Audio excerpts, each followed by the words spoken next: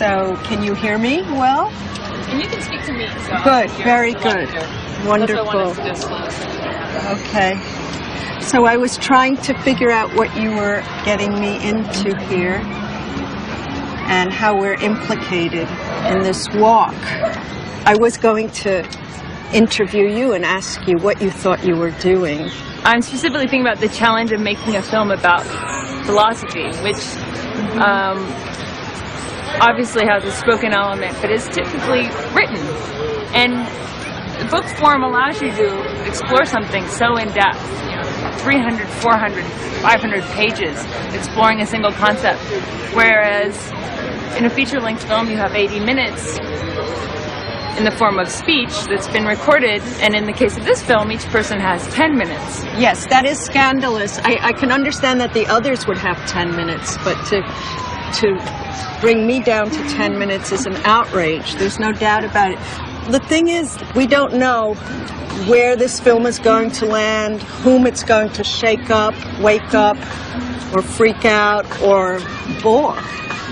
But even boredom as an offshoot of melancholy would interest me as a response to these dazzling utterances that we're producing. But I would say that even if philosophy, and don't forget that Heidegger ditched philosophy for thinking, because he thought philosophy as such was still too institutional, academic, too bound up in knowledge and results, too cognitively inflected. So he asked the question, what is called thinking? And he had a lot to say about walks, about going on paths that lead nowhere. One of his important texts is called Hauswege, which means a path that leads nowhere. In Greek, the word for path is methodos. So we're on the path.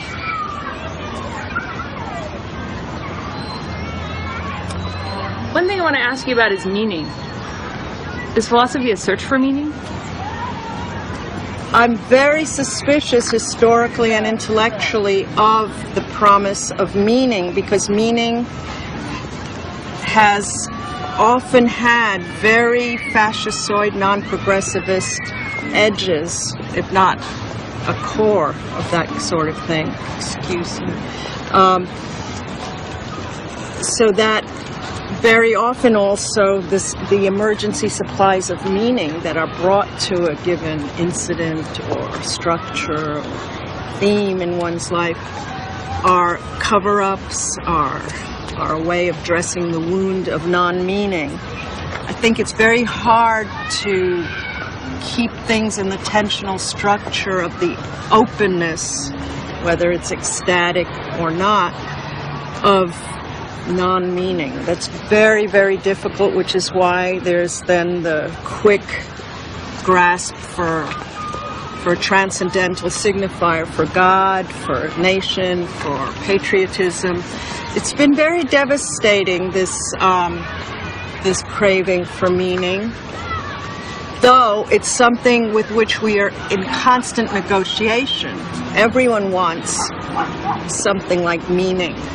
But when you see these dogs play, why reduce it to meaning rather than just see the arbitrary eruption of something that can't be grasped or explicated, but it's just there in this kind of absolute contingency of being.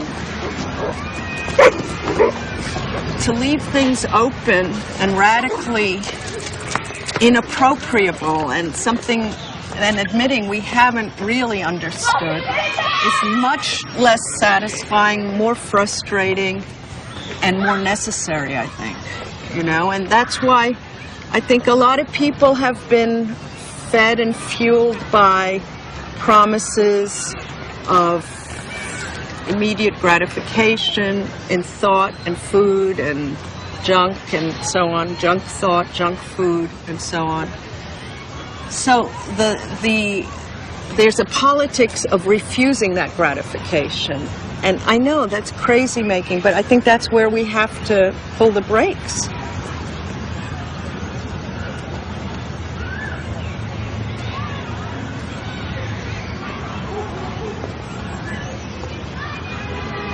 some people might be troubled or might wonder, how do you behave ethically if there's no ultimate meaning?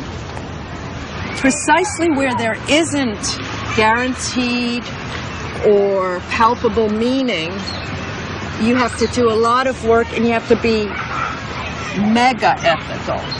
Because it's much easier to live life and know that, well, that you shouldn't do and this you should do because someone said so. If we're not anxious, if we're okay with things, we're not trying to explore or figure anything out. So anxiety is the mood par excellence of ethicity, I think. You know, now I'm not prescribing anxiety disorder for anyone. However, could you imagine Mr. Bush, who doesn't give a shit when he sends everyone to the gas chamber or the electric chair? He expresses no anxiety, and they're very proud of this. They don't lose a wink of sleep. They express no anxiety.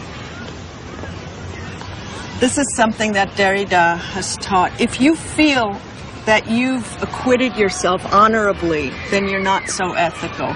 If you have a good conscience, then you're kind of worthless. Like if you think, oh, I gave this homeless person $5, I'm great, then you're irresponsible. The responsible being is one who thinks they've never been responsible enough. They've never taken care enough of the other. The other is so in excess of anything you can understand or grasp or reduce. This in itself creates an ethical relatedness, a relation without relation, because you don't know, you can't presume to know or grasp the other. The minute you think you know the other, you're ready to kill them. You think, oh, they're doing this or this, they're the axis of evil, let's drop some bombs. But if you don't know, you don't understand this alterity, it's so other that you can't violate it with your sense of understanding, then you have to let it live in a sense.